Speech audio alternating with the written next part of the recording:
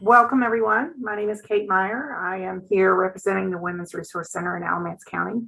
We are very privileged today to have Trudy Tobias, founder of Truist Coaching, here to present our workshop. I'm going to turn it over. What things we're going to learn today. Okay. Kate, you cut off for a bit. So you said you were going to turn it over. I assume you said you're going to turn it over to me. Oh, okay. All right. So if everybody is happy with, there's the information, we will get started because I have a lot of info to talk to you about and share with you.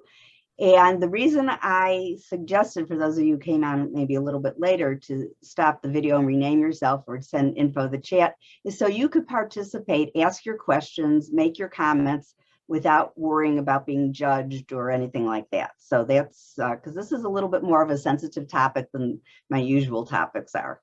Okay. So if everyone's ready to get started, I'll get started. So, yep, Truist Coaching. And again, for those of you who haven't ever seen one of my presentations, my symbol logo is the dragonfly. I'm even wearing one here and have one on my hand. And the reason for the dragonfly is because dragonflies do stand for transformation. They also have, because they start off as water creatures and become airborne creatures. Also, though, they've been around since prehistoric time. So they are really strong, they're flexible and adaptable. And that's what's really important for us to learn how to do. So they might look fragile, but as we know, women are strong. And that's what I help my clients and my presentations to let you know, to claim your own power and be strong and adapt and reinvent yourself so that your life works for you. So this is on toxic relationships and what to do about them. And we'll begin. Again, if you have any questions, just send them to Kate or speak up and let me know what they are, because I want this to be meaningful for you. And I want to start off with this disclaimer that this is not meant to replace therapy or keep someone's life in jeopardy. So we are going to talk about how you distinguish abusive and toxic relationships, etc. But just keep that in mind. This is not a replacement, but it is information for you. So as I said, we're going to assess your relationship. So there's a continuum, as we can see, between abusive on the far end and then toxic. There is also a difference between unhealthy and unhappy. We all know about the difference between healthy and happy, though. There is a difference between all of those. So we can have an unhappy relationship without it being toxic, okay? So I want to ask you guys something. I'm going to put some things up and relationship. So how do you recognize a healthy relationship? That kind of seems like obvious, right? But in a healthy relationship, the relationship is still growing and changing. You know, this thing about being monogamous for years and years, we as people need to evolve and grow. And when we evolve and grow with our partners or other people in our lives, it could be our children, it can be our siblings, it can be parents, it could even be coworkers. But a healthy relationship is one which it respects that things are going to be growing and changing. But when it's with the right person, you help them do that. So, willing to communicate better. And that means everyone involved is willing to communicate better. By the way, I will send whoever wants the slides. So you don't really have to take notes on what is on the slides. If you don't want to, I'll be glad to send it to you as a PDF. But you may want to take notes on other things that I'm saying. So what do you think they need to have for each other underneath all of that when it's a healthy relationship? And anybody participating? Okay. Fondness. So even when we're mad, you know, if there's an underlying fondness, you know the relationship is healthy. I don't think two people or anybody can really live with someone else and get along all the time, unless you're totally sacrificing yourself, right? So arguments are, what do you think arguments need to be in order to be healthy? Fair. Fair. Very good. Yep. Fair and calm. Again, that doesn't mean that you can't yell, but being fair and not going ballistic, you know, calm.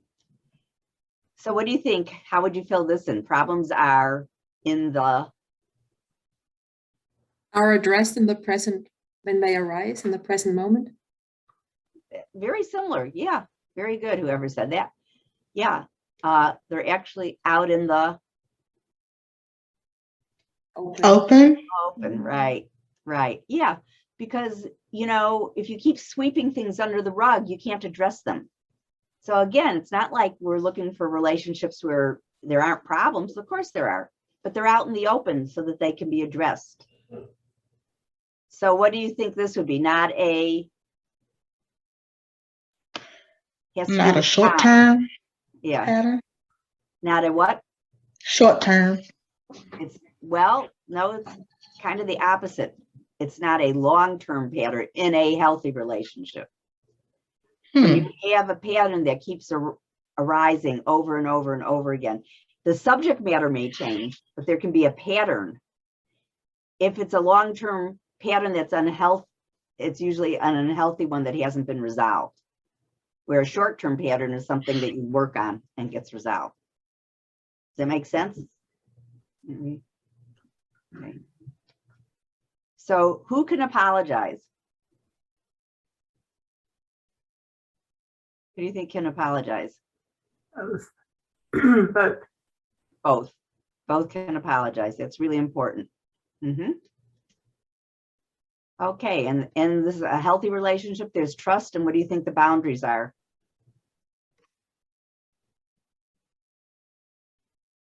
Defined. Yeah, that's part of it. Absolutely defined. And Respected. and respected. Mm-hmm. And an overall word for both of those is, I should say, healthy. Yes. So when boundaries are defined and respected, they're healthy. And we're going to talk more about boundaries later on. For those of you may have seen the whole presentation on boundaries. We're going to touch on it today because it is so important in relationships. What do you think about mind games?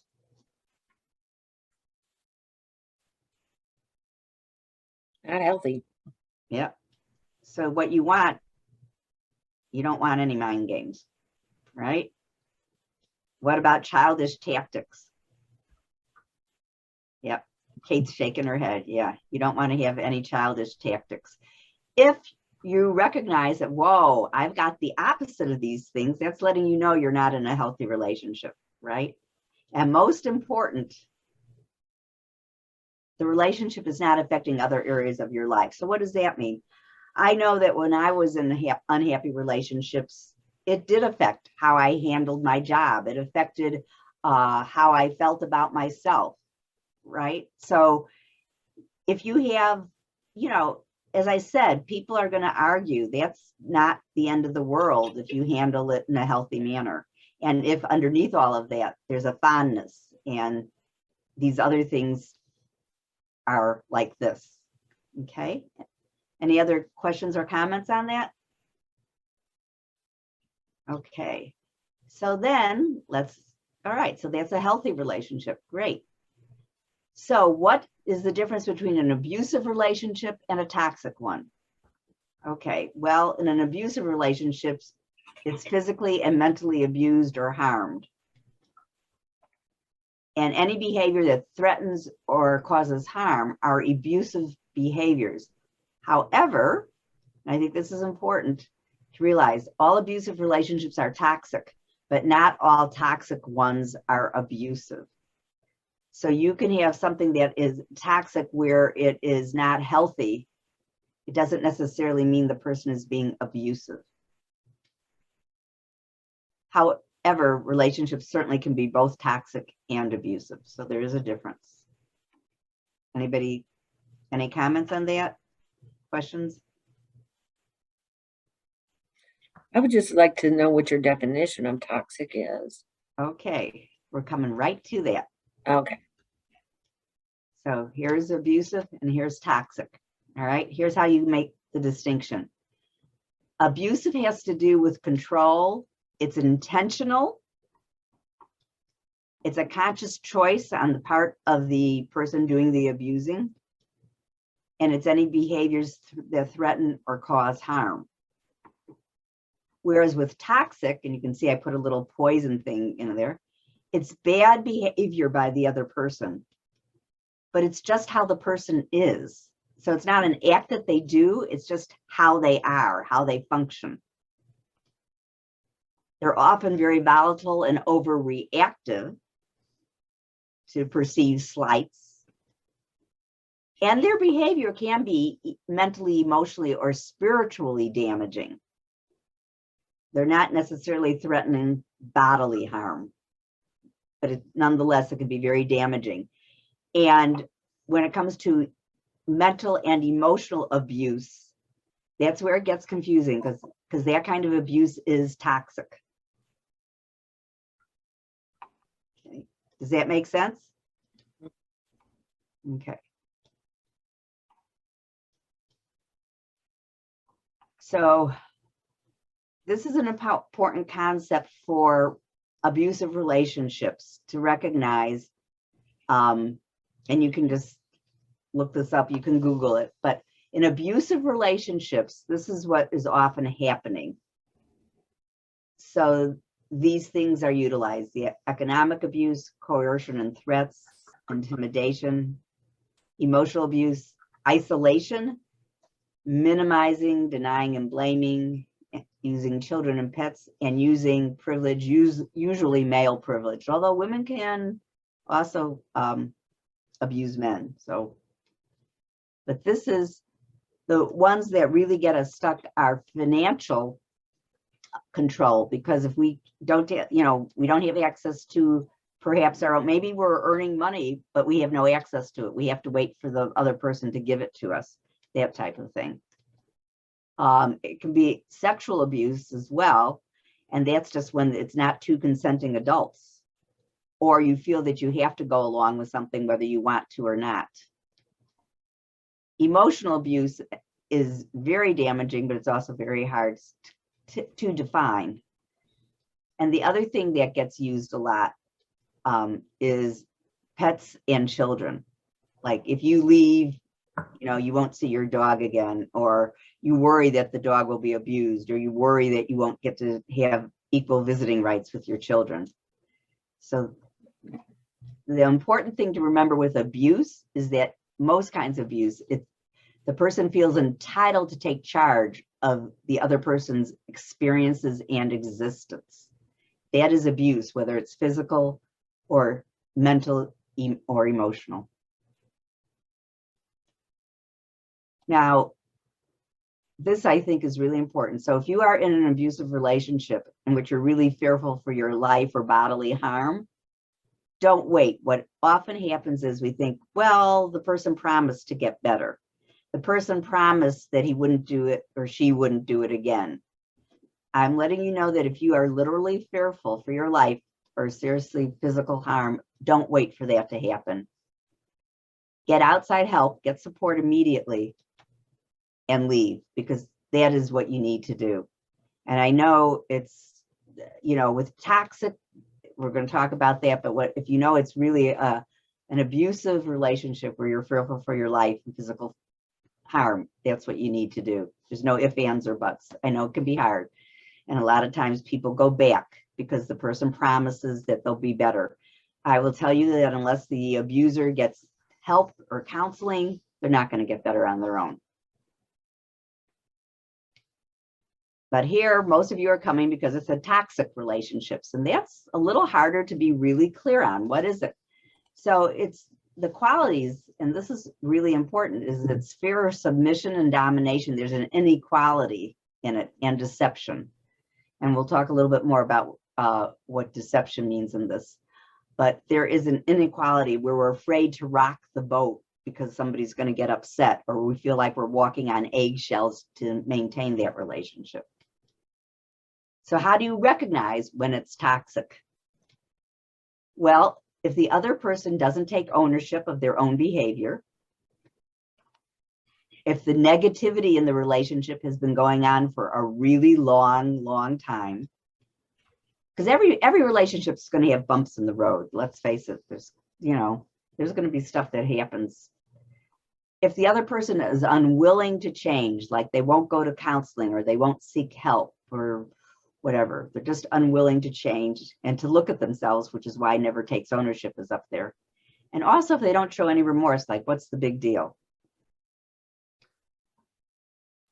Won't tolerate being excluded. What that means is, let's say you have plans with friends and they give you a really hard time about going off with friends. I have a good friend who, there were 6 of us who were included in this group that we wanted to study a certain book. And her partner was not interested in that kind of book. But her partner gave her such a hard time about meeting with us. We only met like once a month. It wasn't like but my friend often didn't come to the meeting because her partner gave her such a hard time about coming. Engages in subtle character assassination. So what does that mean? That's just, saying negative things about you. Maybe it's not really overt, but maybe it's there in some kind of way. That, oh yeah, she always, don't expect much of her. She's always stupid, or must you always eat that, or, just comments like that. And they're controlling without knowing it. So toxic relationships definitely involve control, but they may not the controlee may not recognize that that's what they're doing. But here's what's really important. The effects of toxic relationships are that it stifles your sense of well-being and achieving what's best for yourself. It really damages your perspective of yourself.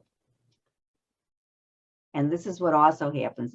You give up your own sense of self and your own desires.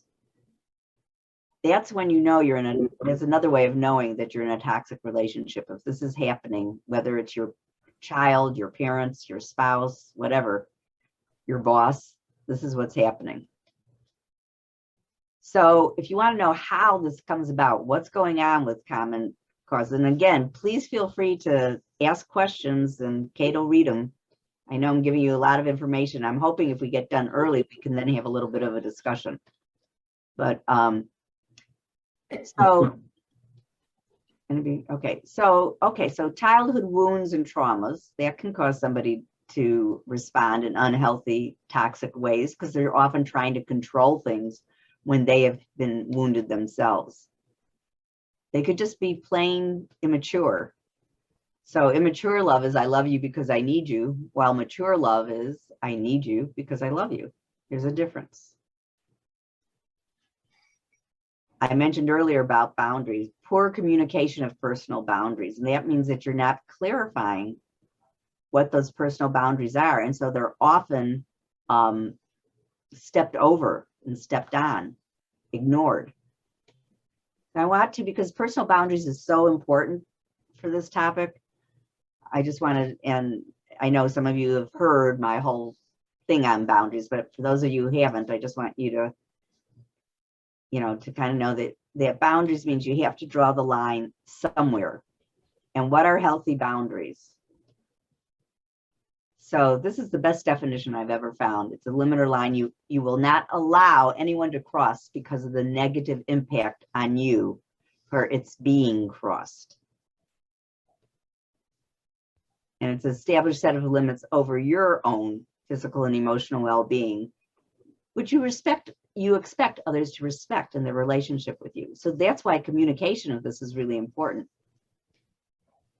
And it's the space you need in order to be the real you without pressure from others to be something you're not. So for example, we often get caught up with, let's say a teenager or our partner or spouse calls us, is screaming at us. And you could say, you can't talk to me that way. Well, that's really when you think about it, kind of an oxymoron because they're already talking to you that way. But you have the choice not to allow them, for you not to listen. You can walk away. You can say, I will not be talked to like that. And then you walk away. That's setting a boundary. Does that make sense to people? You can't necessarily control them, but you can decide what you're going to do to set and keep your boundaries. So like I had another client who had a baby, and her sister, who was unmarried and didn't have children, would come over without asking all the time to see the baby. And it was impinging on their space. And her sister had kind of a volatile temper. So my client was concerned about saying anything. But my client and her husband were getting really upset because the sister would come over all the time and tell my client how to raise a child when she had no experience either, you know. So my client finally had to say, I love you. You have to call first and see if it's a good time. And if she ever showed up unannounced again, they told her, I'm sorry, this is not a good time. That's setting a boundary. We love you, and this is what you can and cannot do. The other really important thing that really this toxic relationships often happen when you're involved with a narcissist or sociopathy. We're not going to go into sociopathy because that's really very extreme behavior, where there's somebody who has no conscience, I should say. But narcissism often is a way that really gets us caught. And what a relationship with a narcissist does is that it causes you to doubt yourself, your confidence, and your sense of reality. And we'll talk about why that is. And they convince you that you're the unstable one, that you're the one with the problems. They manipulate you into thinking you're to blame. And this really damages our psyche. And it takes over our lives. So how does that happen? And why does it happen? Well, it makes the narcissist feel superior. So a lot of times we think that narcissists have a really strong ego, but actually underneath it, it's because they have a very weak sense of ego, and they have to put other people down in order for them to feel superior. So how does a narcissist mainly do that? And it's something called gaslighting, which some of you may have heard of. The term comes from this very old, I think in the 40s movie with Charles Boyer and Ingrid Bergman and Joseph Cotton. And I'm old enough to know all of those actors. But anyhow, and what happened in the movie, anybody know? Anybody see that movie and know what happened in it? I'm thinking he made comments that made her believe that she like hadn't said a certain thing, or that she was acting a different way than, I don't know. Anyhow, it was making her feel like she didn't know what she was talking about, to the point that she felt like she must be going crazy. Yeah. And one of the things that he did was use gas lights. Those are those old-fashioned lights. And she would say, oh, they're dimming. And he'd say, no, they're not. You know, getting her to question her own senses, that what she was seeing and what she was hearing wasn't really what was happening. He was manipulating the environment and then telling her that it wasn't occurring.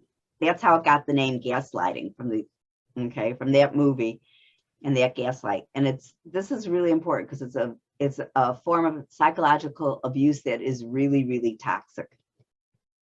And it's deliberate. It's deliberately trying to get you to, it might not be to get you not to believe your own sense of self. That's why you lose your sense of self, because you start to question your own memory, perception, and sanity. I mean, all of us have, I'm sure if you asked a sibling or anybody, oh, do you recall that we all have different memories? But these are tactics that are really designed to get you to like, no, I never said that. I never did that, when you know darn well they did. Do you ever hear that line experiment? There was a line experiment. I remember learning this, gosh, in grammar school, but like you would draw, it was an experiment where they drew a line, and it was a certain length and they put arrows going out or going in, the line was actually the same, but they would have control subjects and they would tell people to say, no, one line is longer than the other when it was actually the same. And people who thought, oh, it's the same, would end up changing their mind. If you can really get people to change their sense of reality. So it takes away your personal power and control over your own life is what happens. A really good book that you might want to read if you're interested in knowing more about narcissism is Disarming the Narcissist by Wendy Behary, Behary. But here's what's important. If you're in a relationship with a narcissist, recognize that it's not your fault. One of the things that narcissists are really good at is what we call love dumping. They recognize what you need right away, like what your love language is, and then they will just overflow it in the beginning. So like if you are really into getting presents, they'll bombard you with lots of presents. Or if positive affirmation, I don't know if you understand about the 5 love languages, that's also another interesting topic that we could discuss sometime. But if you know, positive affirmations, giving compliments are important to you, then they'll just bombard you with compliments and put you on a pedestal. So it's like they're really good at figuring that out. And they target people that are good people with good intentions, who are very kind-hearted, because let's face it, if they had somebody who was strong and I don't mean that kind-hearted people can't be strong, but I mean people who would be you know, wouldn't put up with being walked on. They don't pick those kind of people. They just don't.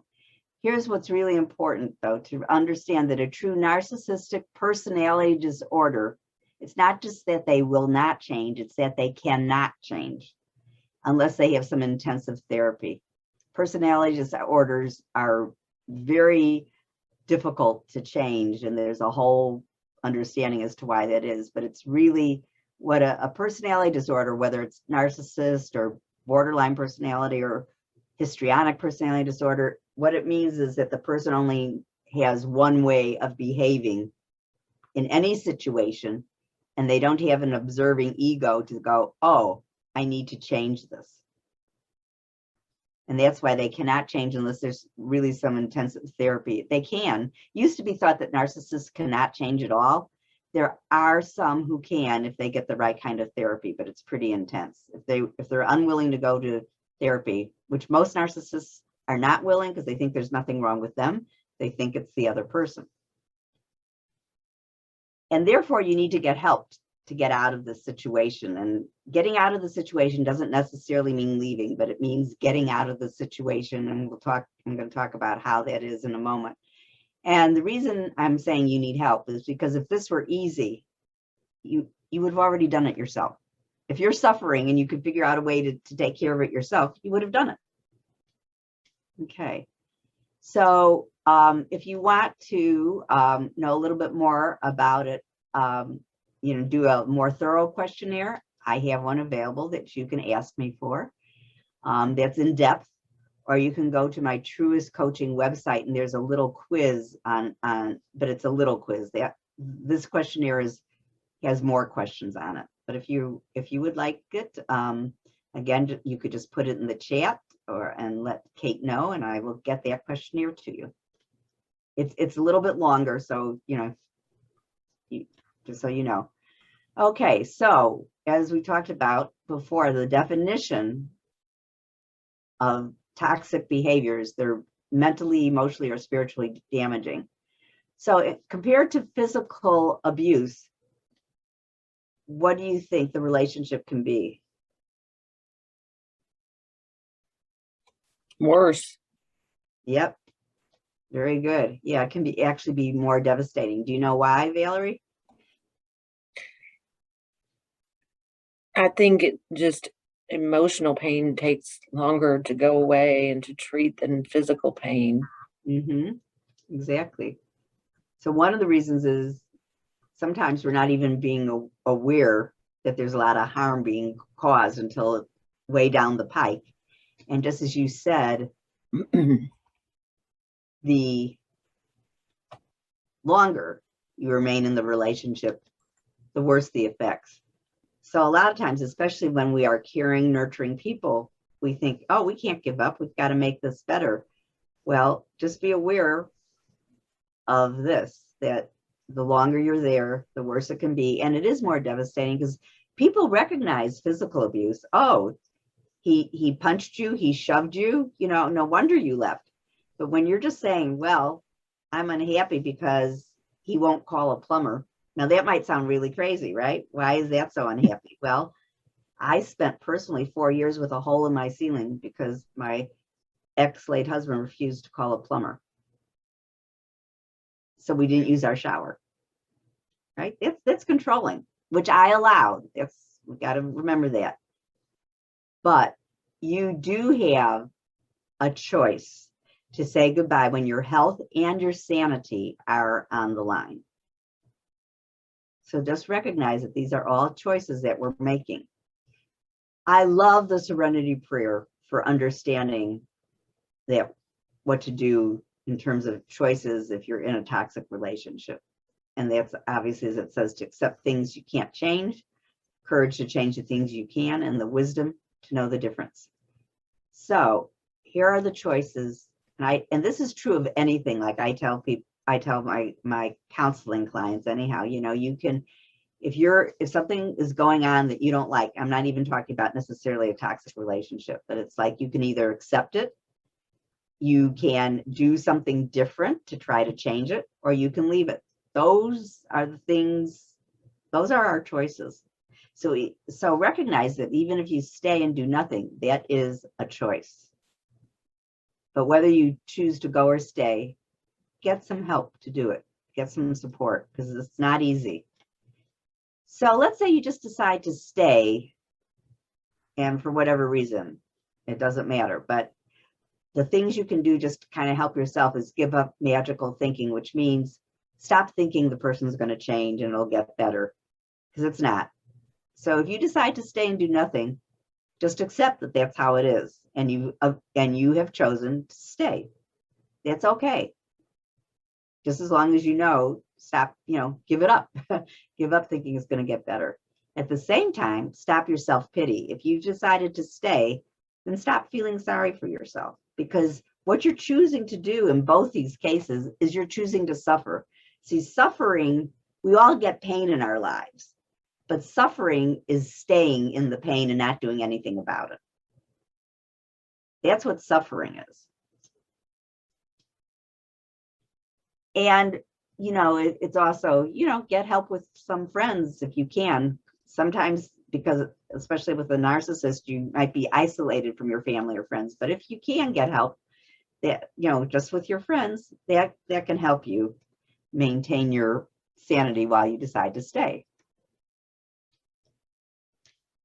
You can also stay and work on yourself. Again, you can't control the other person as much as we'd like to, but you can stay and work on yourself. So one of the things means be your own best friend. That means set those healthy boundaries and keep them. That means tell yourself, hey, I am a good person. Even if this person is putting me down, I know that I am a good person. Tell yourself things that help you feel better. Develop an invisible shield. I call it this kind of like a psychic shield. So I don't know if you're any of you are Star Trek fans, but I love this. Like you just, how they would have like a shield come down. So I know sometimes when I'm entering a situation that I think might be toxic, so I'm not, it could be, it's usually like a family situation or something that I know I'm walking into. I will just put up a psychic shield to let things bounce off of me. In other words, it happens, but I'm not going to let it affect me. Okay, because whether or not it affects you is your choice.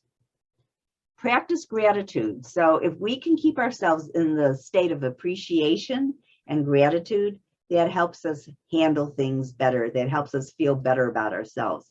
It might be keeping a gratitude journal where every day you wake up and you put 3 things down in a journal that you feel grateful for.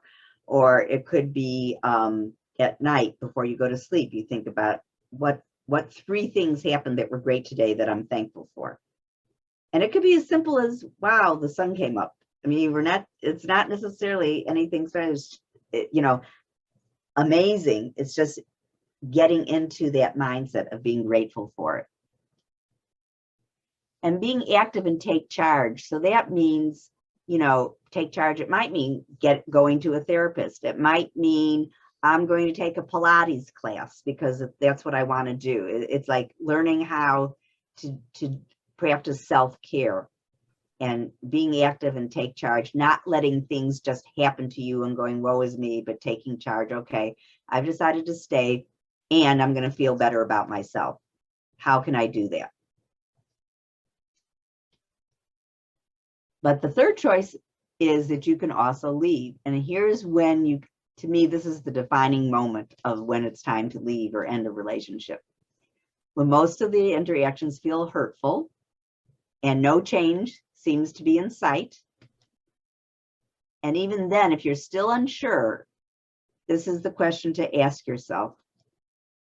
Could I ever be happy if the rest of my life is the same as my life today? Like, in other words, could I ever be happy if I keep allowing this person to control me? Could I ever be happy if I continue to see this person?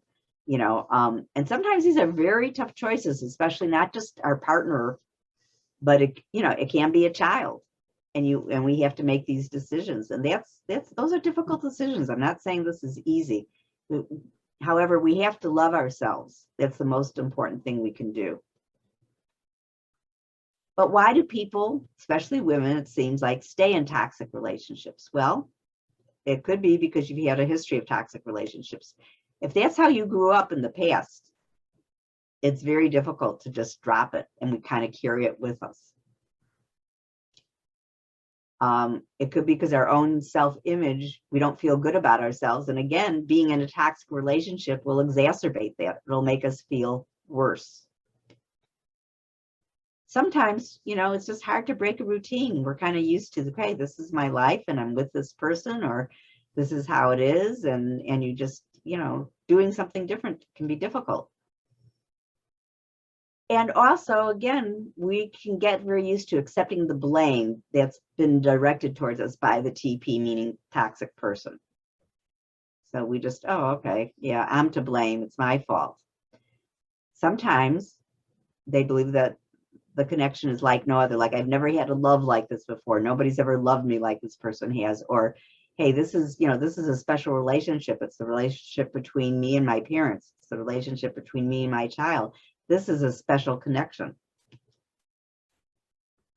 A lot of times, though, it's because they are afraid. And what are they afraid of? Well, could be just loss in general, of not being liked. So loss can be grief, abandonment, etc. Not being liked is when we think it's really important for everybody to like us, or we don't feel worthwhile. It could be that we just have never, we're worried or scared about being by ourselves, by being alone, or that we'll never be loved again. Now, again, true love does not hurt, right? That old movie, True Love Means Never Having to Say You're Sorry. That never made sense to me. But love means never deliberately hurting someone. That doesn't mean it doesn't happen, but when it's deliberate, that's a different story. Or just, we're a perfectionist. We don't like to fail. Or perhaps we really don't want to be proven to be unlovable.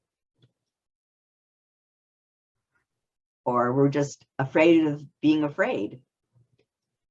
Like, who was it? Roosevelt, I think, or was it Churchill who said, the only thing we have to fear is fear itself. The other thing is, hey, even if I leave, maybe I'll be hurt again.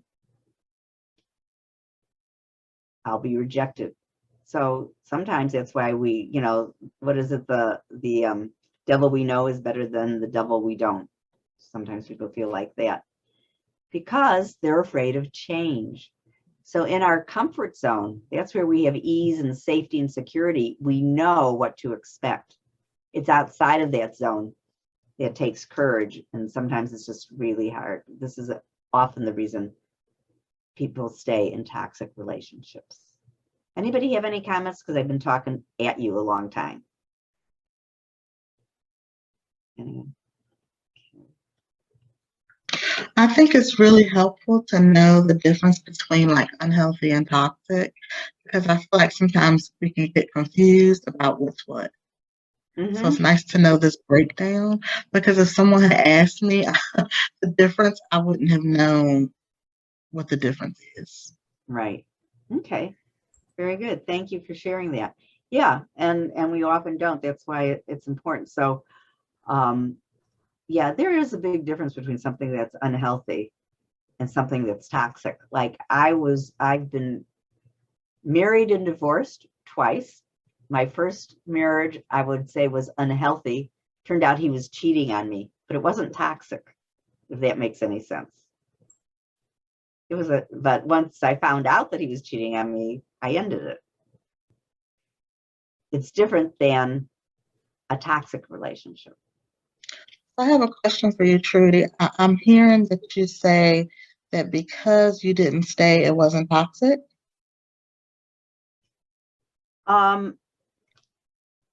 Believe it or not, my first husband he wasn't a toxic person. He just was, he just got involved with someone else. Okay. Does that make sense? So what I mean, it would have hurt that he got determined if involved it was with, I mean, it hurt that he got involved with someone else, but he wasn't manipulating me. He wasn't I trying got to you. control me. Okay. You get the That makes a difference? lot of sense. Yes. Mhm. Okay.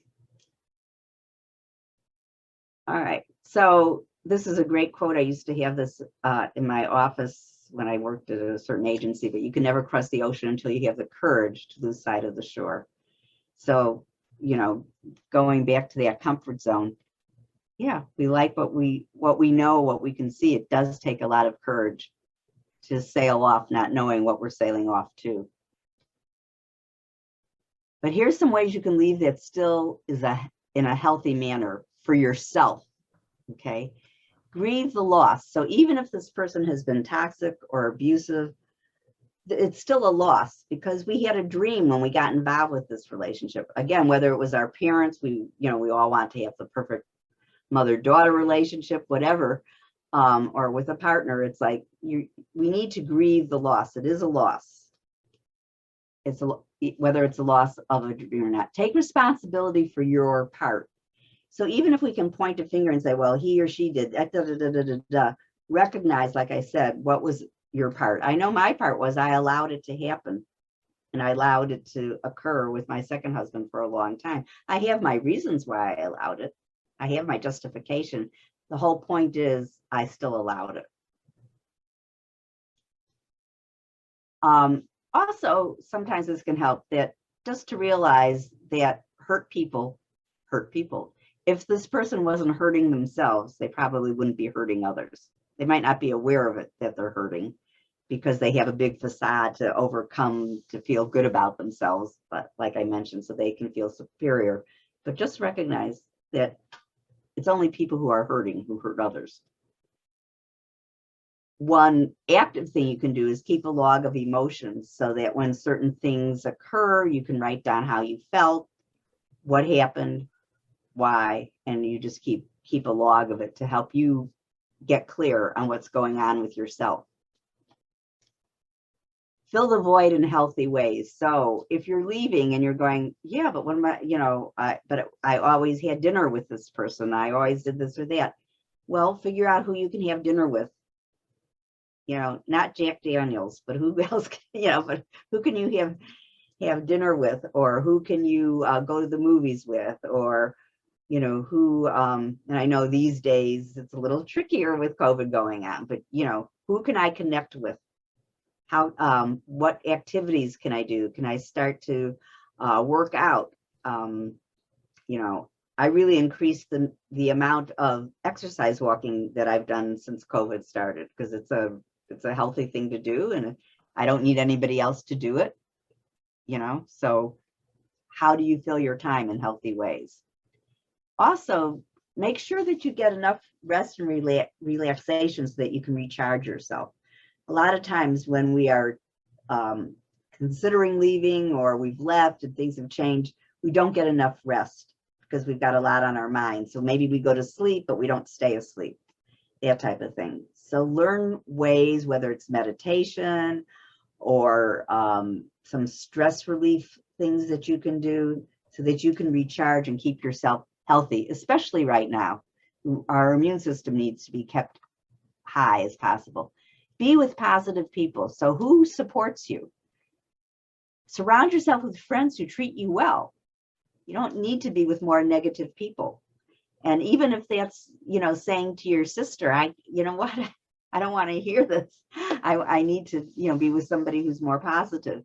I mean, it does take courage. That's important to surround yourself with people who can support you.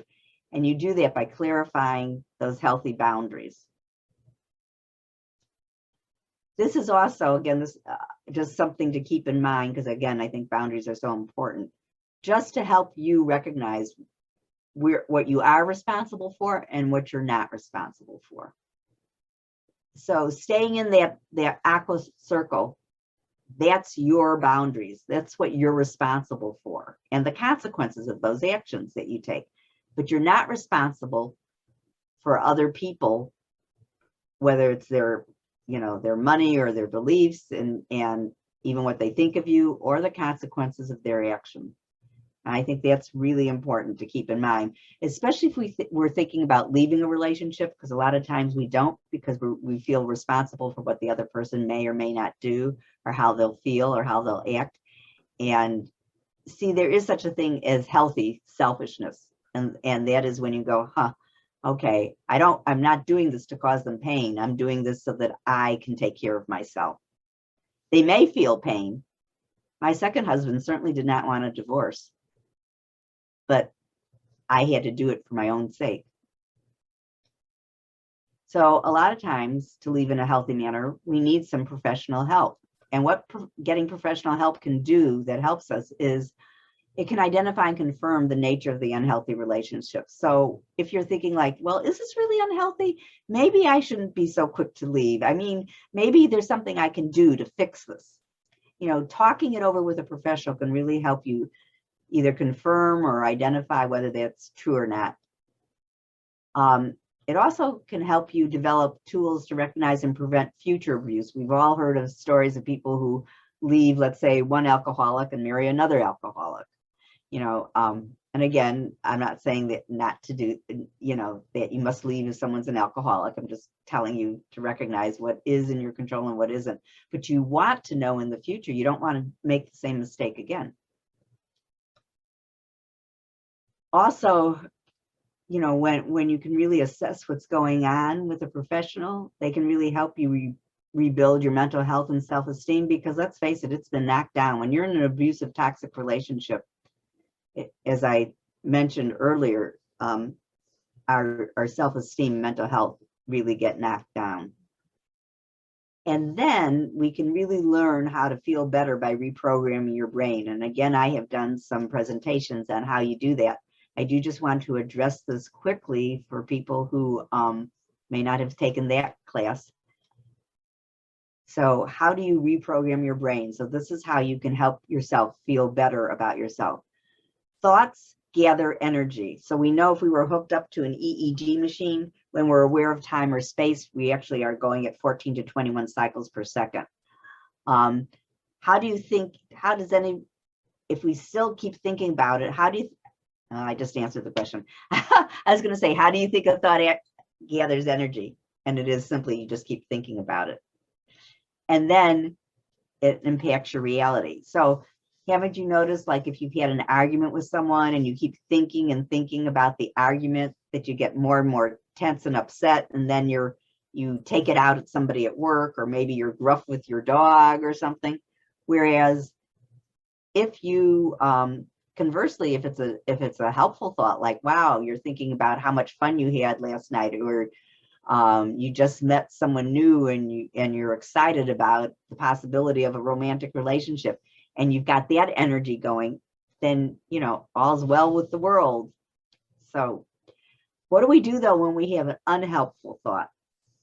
So a thought that is so-called negative, I call it just unhelpful, we want to stop it from gathering energy.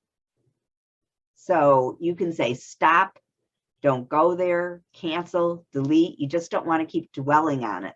However, we human beings cannot not think. So that's just the first step. What the second step is, you need to have something to go to automatically that is helpful and to energize that. So let's back up for a second. Let's say and some of you have heard me use this analogy before, but let's say the unhelpful thought is a pink elephant with purple spots. If I told you, think of anything but a pink elephant with purple spots, what do you think you see? Or what are you thinking of? More than likely, it's the pink elephant with purple spots. And I say, no, I just told you to stop thinking about that. Well, what if I told you instead, every time you think of that pink elephant with purple spots, think instead of a blue and green giraffe. Oh, okay, can you switch? Yeah, we absolutely can. We can just focus on the blue and green giraffe. That doesn't mean that the elephant won't reappear. It just means every time it does, we have something now to switch to. So come up with something that's your go-to, something that you can always feel good about. Like I think about, I'll think about, well, I love I have 4 grandsons, 1 daughter, 4 grandsons. But the youngest one is just a pistol. He's like 2 years old. He's just so funny. And so if I want to smile, see, I'm thinking about him right now. I'll think of him. Or I'll think about my dog, you know, because he's right here now. He is always here with me. So I have go-tos that when I start to feel badly about something, you know, whether it's, oh, I'm not going to go to a wedding that I was going to go to because of the new COVID numbers. Okay, yeah, I'm sad about that. And I'm going to think about, okay, I'm loved, you know. So anyhow, here's some affirmations for emotional healing. And again, I can teach people how to come up with these affirmations. But if one of your affirmations or things that you often say to yourself is, I am unlovable, then you can say, I can love and be loved. It's how you're changing the elephant into the giraffe. I'm stuck, I'm hopeless. You can change it to, I have the power to change my life. I'm defective, there's something wrong, like there's something wrong with me.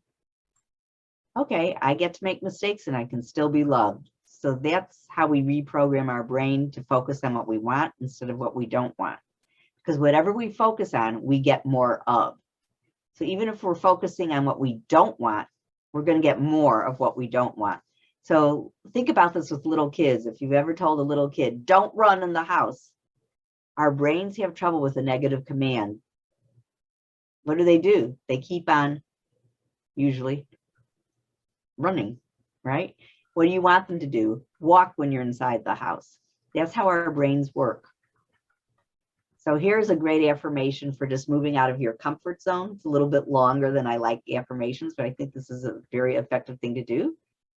I move out of my comfort zone. I reframe the beliefs that I have allowed. See, that's important because you're taking charge of your life up until now to hold me back and achieve my dreams in all areas of my life. If you know, Tina Turner was in a very abusive relationship.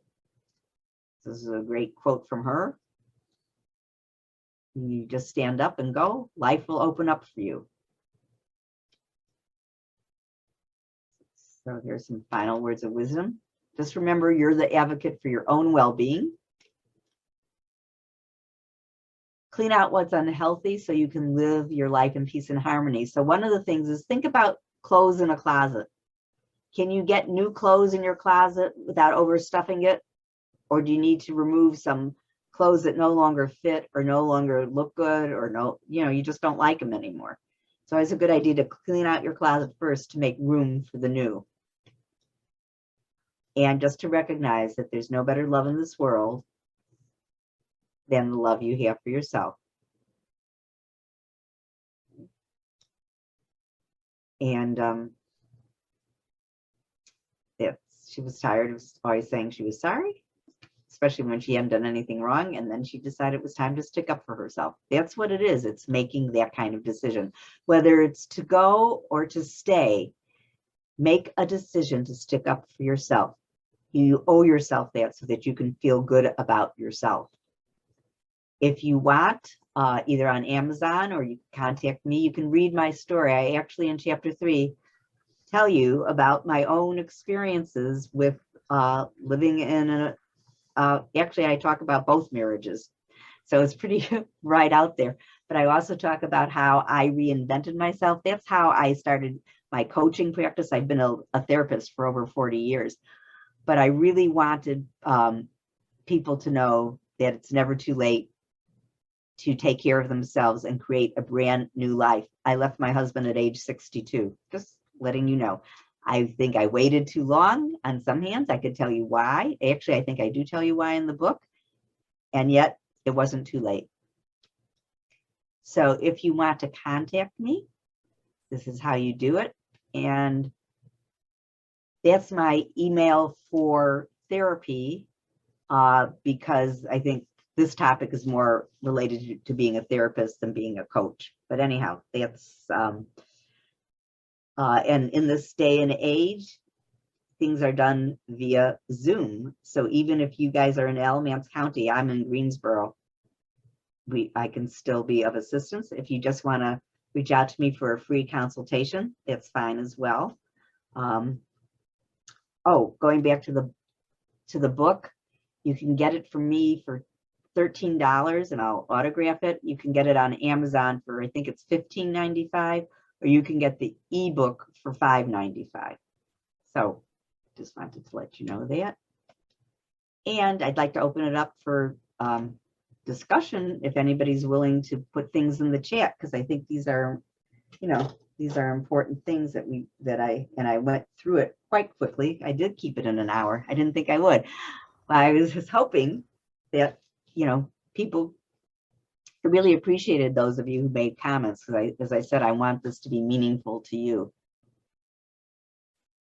So anybody have anything that they want to say?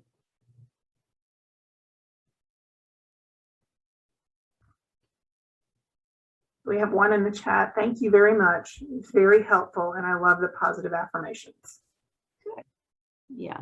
I'm very big on focusing on what we can do and on the positive and not getting stuck in the negative, whether it's just in our life in general, you know.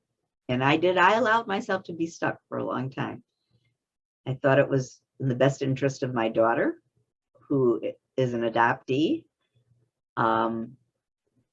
And, you know, but probably would have been helpful for me to have done something differently. But I chose what I chose. That part's over and done. I just have to, you know, but I figured out how I could leave and feel good about myself. And I can tell you, for me, life definitely has opened up. So. You also have a thank you for sharing the difference between abusive and toxic relationships and how to know you're not stuck. Good. Well, I'm glad. I really wanted it to be something very useful for folks. I think it is confusing, like abusive and toxic. And like you said, all abusive relationships are toxic, but not all toxic ones are abusive. They're just unhealthy. But there is a difference.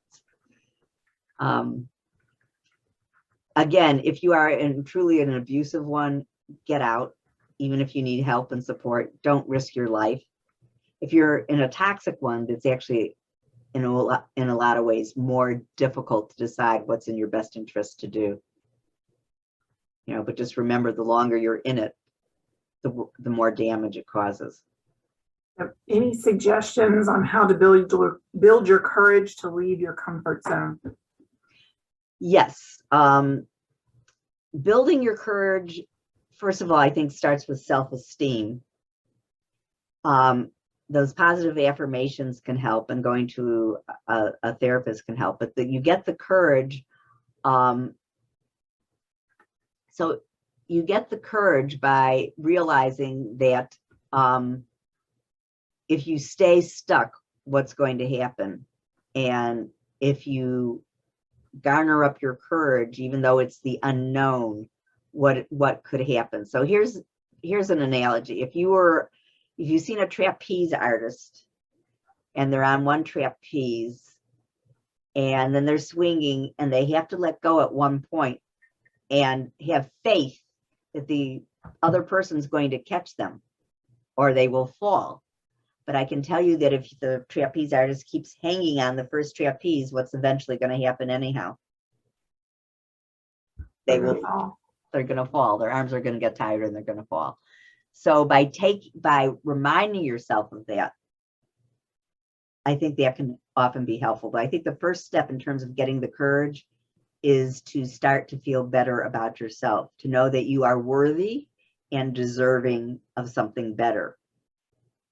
Now you may have to be the one, and that something better can be choosing to be by yourself. It's scary, it can be scary, I should say, in terms, I don't know what's going on in your life in terms of finances or whatever, but what's going to happen if you stay. So getting the courage is to focus. The other way to do it is to imagine, because our brains, this is a whole other thing about reprogramming your brain, but our brain does not know the difference between something that's true or false, positive or negative. It only knows what we give it. Our minds are the part of us that thinks thoughts. So imagine, I'm sure you've all had the experience of having a dream and the dream felt very real, and then you wake up.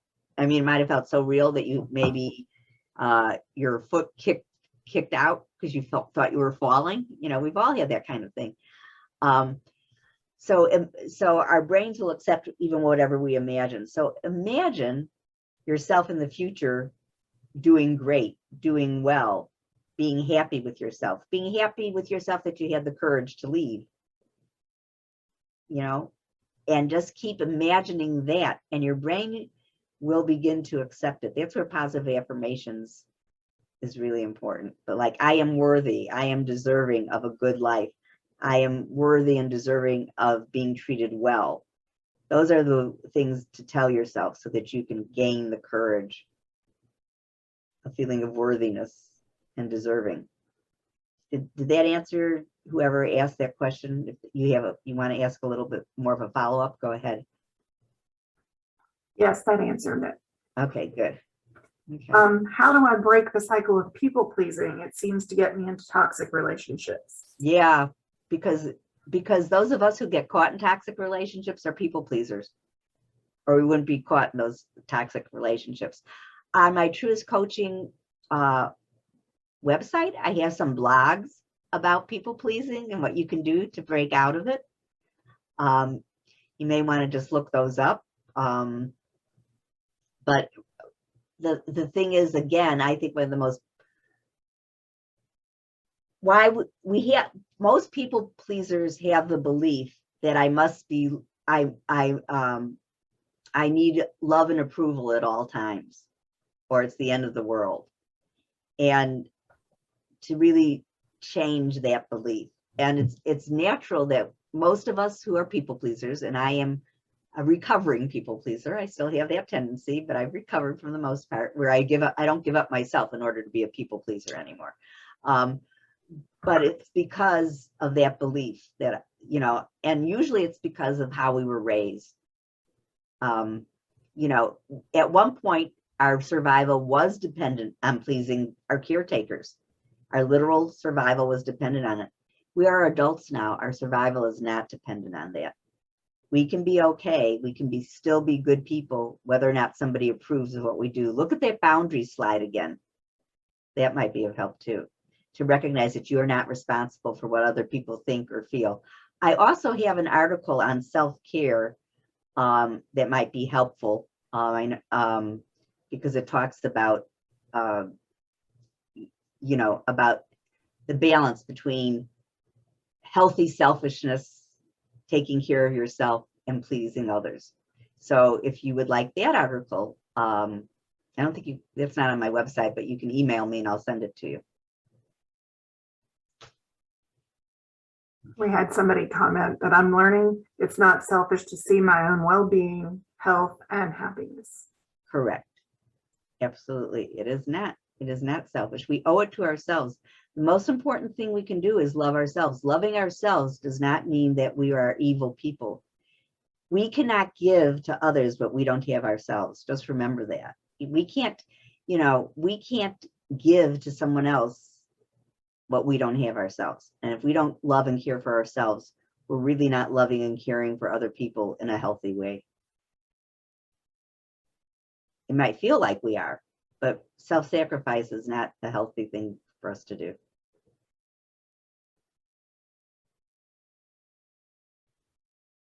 So, and again, if anybody wants to talk more in detail about it, you've got my phone numbers. I'd be happy to have a free consultation with you for, like a 15-20 minute conversation on some things you could do if you are so interested.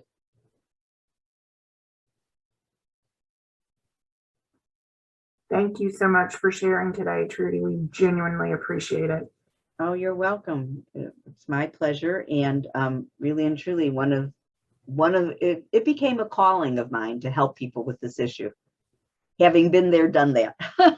It really did. That's what prompted me to write the book, Reinventing Yourself at Any Age. Not only because I was telling clients the same thing over and over again, but also because it was like, hey, I did this, and I had a lot of people asking me how, so it's important. We deserve to feel good about ourselves. We really and truly do. We are worthy and deserving. It's a great affirmation. Start telling yourself that. Okay. I thank all of you for taking up your time in the middle of the day to be with me, and I'm always happy to share and to assist in any way I can. Thank you so much. You're welcome. Thanks, WRC, for having me again. Always our pleasure. Thank you, everyone, for joining us. We genuinely appreciate you. Thanks. Have a great afternoon, everybody, and I hope you have a fantastic week. Okay, thanks. Yeah, you too. All right. Bye-bye.